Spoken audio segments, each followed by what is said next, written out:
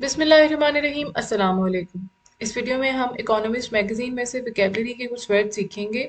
ये magazine dated है 9 अक्टूबर से 15 अक्टूबर 2021 तक और टोटल 9 वर्ड्स हैं जो हम सीख रहे हैं। वीडियो को एंड तक ज़रूर देखिएगा क्योंकि वीडियो के एंड में हम उस पैराग्राफ के ऊपर भी नज़र डालेंगे जहाँ से वर्ड्स लिए गए हैं और इससे आपको एक अलग पर्सपेक्टिव मिलेगा और आपकी इन्फॉर्मेशन में भी इजाफा होगा। जिन लोगों ने सब्सक्राइब किया है उनका बहुत थैंक यू और जिन्होंने नहीं किया उनसे रिक्वेस्ट है कि प्लीज़ सब्सक्राइब करें और हमें हेल्प आउट करें कि हम जल्दी से 20,000 के फिगर को हिट करें। तो चलिए बढ़ते हैं उन वर्ड्स की तरफ जो आज की वीडियो में हम सीख रहे हैं।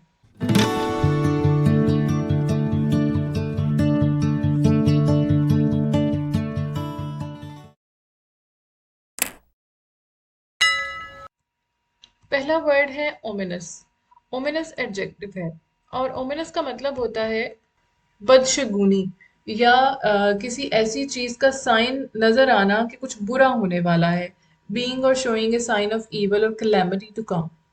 जैसे इस आर्टिकल में है जिसका नाम है Pakistan and the world now what और इसमें सेंटेंस है other Pakistanis see the end of the western sponsored regime in Kabul as an ominous warning। यहाँ पर कंपैरिजन किया गया था इस पैराग्राफ में उन लोगों का पाकिस्तान में जो तालिबान की गवर्नमेंट अफगानिस्तान में आने से खुश हैं और साथ ही साथ उन पाकिस्तानियों की भी बात की गई जिनके बारे में ये लाइन है जो इसको एक थ्रेट समझते हैं। Other Pakistani C the end of the western sponsored regime in Kabul as an ominous warning।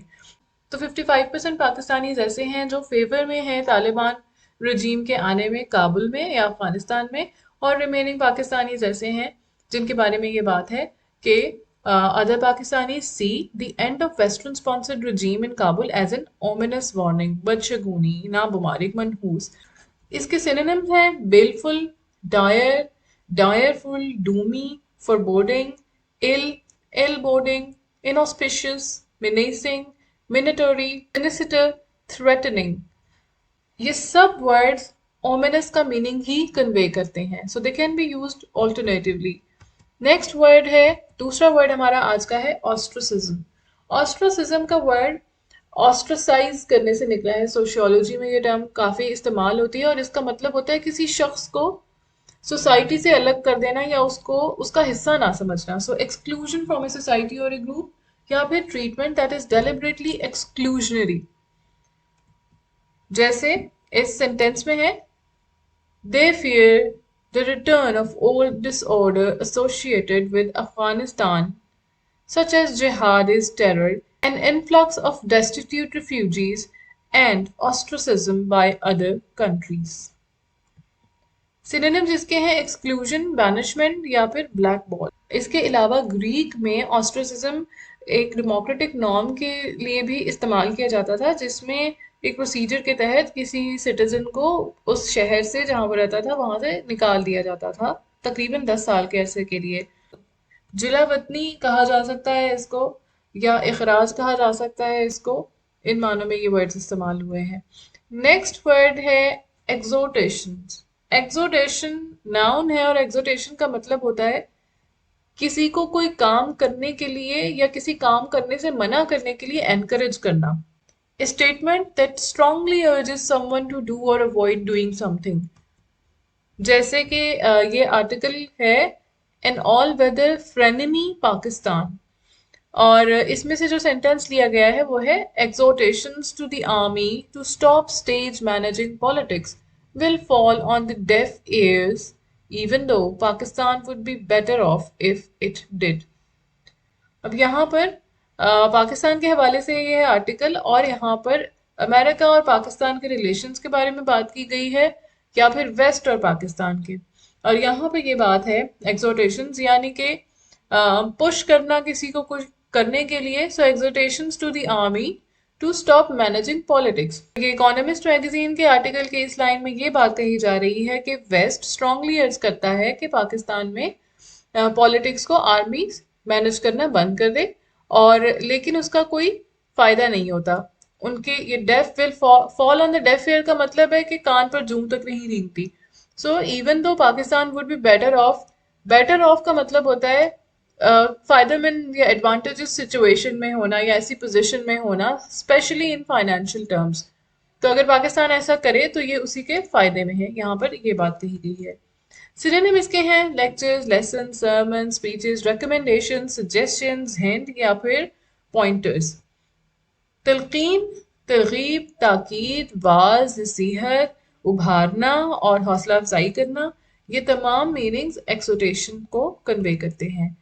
Next word है फ्रेनेमी। फ्रेनेमी नाउन है और फ्रेनेमी दो वर्ड से मिलकर बना है, फ्रेंड और एनिमी। तो फ्रेनेमी का मतलब होता है person who is or pretends to be a friend but who is also in some way or the other is an enemy or rival.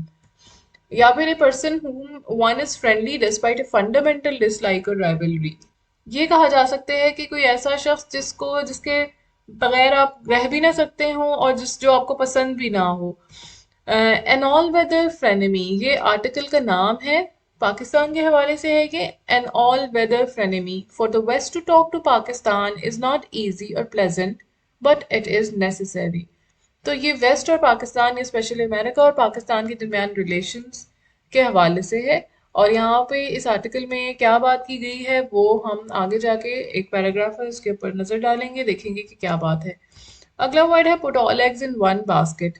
ये इडियम है और इसका मतलब होता है अगर कोई अपने तमाम अंडे एक ही टोकरी में डाल दे और कहीं जा रहा हो, कहीं सफर कर रहा हो और अगर उस बास्केट को ठोकर लग जाएगी तो सारे अंडे टूट जाएंगे। लेकिन अगर वो दो बास्केट्स में हो तो देयर इज अ चांस कि एक तरफ ठोकर लगे, हो सकता है दूसरी तरफ के अंडे बच जाएं। तो एक ही बास्केट में जब आप तमाम अंडे डाल देंगे तो बहुत मुमकिन है कि वो तमाम अंडे टूट सकते हैं। लेकिन अगर आपके पास कोई ऑल्टरनेटिव ऑप्शन होगा तो आप फायदे में रहेंगे या कोई बैकअप प्लान होगा। तो put all eggs in one basket का मतलब होता है if someone puts all their eggs in one basket, they put all their efforts or resources into doing one thing so that if it fails, they have no alternative left। या फिर to depend for your success on a single person और plan of action. ये भी उसी article में से sentence है। The generals are too keen to have an ally against India, too eager to Chinese investment and too conscious of the West's misgivings to put all their eggs in one basket। क्योंकि पिछली line से ही connected है कि generals बहुत ज़्यादा interested हैं अपने लिए एलाइज इकट्ठे करने में इंडिया के against, too eager to for the Chinese investment और टू कॉन्शियस यानी कि इस बारे में भी आगाह है कि वेस्ट किस तरह से पाकिस्तान से बदगुमान है। तो ऐन मुमकिन है कि वो अपने तमाम अंडे एक ही बास्केट में डाल सकते हैं। सिनोनिम इसका होगा स्टेक या फिर गैम्बल। अगला वर्ड है smack of. Smack of phrasal verb है और इसका मतलब होता है इन्वॉल्व करना किसी को। जैसे हम इस लाइन को देखते हैं, ये भी इसी आर्टिकल में से है। An all weather frenemy Pakistan doing anything that smacks of siding with America against fellow Muslims is also a hard cell.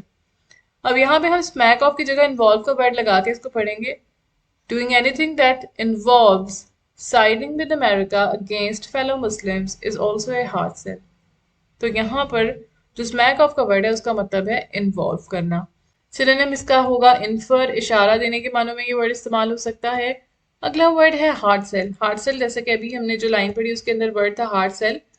Hard shell का मतलब होता है किसी को किसी काम के लिए, किसी पॉलिसी के लिए या कुछ सेल करने के लिए एग्रेसिव एडवर्टाइजिंग या प्रेशराइज करना। सो ए पॉलिसी और टेक्निक ऑफ एग्रेसिव सेल्समैनशिप और एडवर्टाइजिंग। जैसे कि यही सेंटेंस है, doing anything that smacks of siding with America against fellow Muslims is also a hard sell. इसका एंटोनिम होता है सॉफ्ट सेल। ये बिल्कुल इसके ऑपोजिट वर्ड है। नेक्स्ट वर्ड है रॉयल। रॉयल वर्ब है और रॉयल का मतलब होता है किसी को गुस्सा दिलाना, अपसेट करना, टू मेक समवन एजिटेटेड और angry, to disturb the peace of mind, especially by repeated disagreeable acts। Pakistan's rulers see themselves as natural leaders of the Islamic world and are reluctant to roil their most doctrinaire citizens। इसके synonyms होते हैं aggravate, annoy, bother, bug। गुस्सा दिलाना या नाराज करने के meanings में ये वर्ड इस्तेमाल होता है। और डॉक्ट्रिनेयर का मतलब होता है नजरियाती, given to or marked by forceful expression of strongly held opinions, या फिर प्योरिस्ट के मीनिंग में भी ये इस्तेमाल होता है। जब ये एज एन एडजेक्टिव इस्तेमाल होता है तो उसका ये मतलब होगा, और जो प्यूरिस्ट वाला मीनिंग है ये तब इस्तेमाल होगा जब ये एज ए नाउन यूज हो रहा होगा। सेंटेंस यही है इसका, Pakistan rulers see themselves as natural leaders of the Islamic world. Pakistan के रूलर्स अपने आप को इस्लामी दुनिया का नेचुरल या फितरी लीडर समझते हैं, and are reluctant to rile their most doctrinaire citizens. और अपने जो नजरियाती सिटीजन्स हैं उनको वो गुस्सा दिलाने में इंटरेस्टेड नहीं नजर आते या उससे हिचकिचाते हैं। सिनोनिम इसके हैं डगमैटिक, रिजिड, इनफ्लेक्सिबल या अनकॉम्प्रोमाइजिंग। उसूली या फिर उसूल परस्त के मीनिंग्स में ये वर्ड इस्तेमाल होता है। अब हम नजर डालेंगे इस पूरे पैराग्राफ के, इसमें क्या कहा जा रहा है। However, the West needs to be realistic about what sort of cooperation is and is not possible. Realism starts by acknowledging that Pakistan will never do many of the things its Western friends would like. बात है कि waste Pakistan को छोड़ नहीं सकता, और realistic approach ये होगी कि पाकिस्तान से वो ये भी एक्सपेक्ट ना करे कि हर वो चीज़ जो वो कहे वो करेगा, क्योंकि आगे ये बात है, exhortation to the army to stop stage managing politics will fall on deaf ears. इससे क्या होगा, जो भी अगर उनको इनकरेज किया जाएगा कि आर्मी को कि वो पॉलिटिक्स के अंदर पॉलिटिक्स को मैनेज करना छोड़ दें, तो it will fall on deaf years, even though Pakistan would be better of if it did. बेशक इससे पाकिस्तान बेहतरी की तरफ जाएगा, लेकिन फिर भी ऐसा करना नामुमकिन होगा, तकरीबन मुश्किल होगा। Trying to induce Pakistan to split with China is also hopeless. फिर क्या बात है कि अगर ये एक्सपेक्ट किया जाए या ये उनको कहा जाए, यानी कि पाकिस्तान को कहा जाए कि वो चाइना के साथ अपने ताल्लुकात थोड़ी दूरी वाले कर ले, तो ये भी एक पॉसिबल सिचुएशन नहीं नजर आती है। The generals are too keen to have an ally against India. अब चाइना के साथ ही आगे इंडिया की बात आई है, क्योंकि चाइना और इंडिया की राइवलरी है। तो जो जनरल्स हैं वो बहुत ज़्यादा इंटरेस्टेड हैं कि किसी भी तरीके से इंडिया के अगेंस्ट पाकिस्तान को कोई एलाई मिल जाए, जो कि चाइना होगा। फिर too eager for Chinese investment, जैसे कि सी पैक है, तो चाइनीज इन्वेस्टमेंट के लिए भी बहुत ज़्यादा ईगर है। And too conscious of the west misgivings, और वेस्ट की जो बदगुमानियां हैं पाकिस्तान से उनके बारे में भी वाकिफ हैं। To put all their eggs in one basket, तो वो क्या कर सकते हैं, तमाम अंडे अपने एक ही बास्केट में डालने से यहाँ ये मुराद है, can possibly tilt totally towards China. Doing anything that smacks of siding with America against fellow Muslims is also a hard sell. Pakistan's rulers see themselves as natural leaders of the Islamic world and are reluctant to rile their most doctrinaire citizens. तो यहाँ पे ये बात कही गई है कि अगर पाकिस्तान से ये एक्सपेक्ट किया जाए या उसको इस चीज़ के लिए प्रेशराइज किया जाए कि वो टोटली अमेरिका की तरफ टिल्ट हो जाए, तो ये भी उसके लिए मुश्किल है, क्योंकि पाकिस्तान के रूलर्स अपने आप को एक तरह से इस्लामी दुनिया का लीडर की तरह पोर्ट्रे करते हैं, और ये जो इस पाकिस्तान के सिटीजन्स हैं और जिस तरह से पाकिस्तान में एक ओपिनियन डेवलप हुआ है, और उस तो फिर पाकिस्तान के सिटीजन्स उसको बदलने में उनके लिए ये बहुत प्रॉब्लमेटिक होगा, और पाकिस्तान के लीडर्स को फिर इससे प्रॉब्लम्स होंगे। इस वजह से वो इस तरह का कोई भी कदम उठाने में रिलक्टेंट है। इस वीडियो में से जो भी वर्ड्स आपने सीखे हैं, कोई भी 2 वर्ड सिलेक्ट करें और उसके सेंटेंस बनाकर कमेंट्स में लिखें, और वीडियो को लाइक करें, शेयर करें, कमेंट्स में अपना फीडबैक दें। Thank you for watching.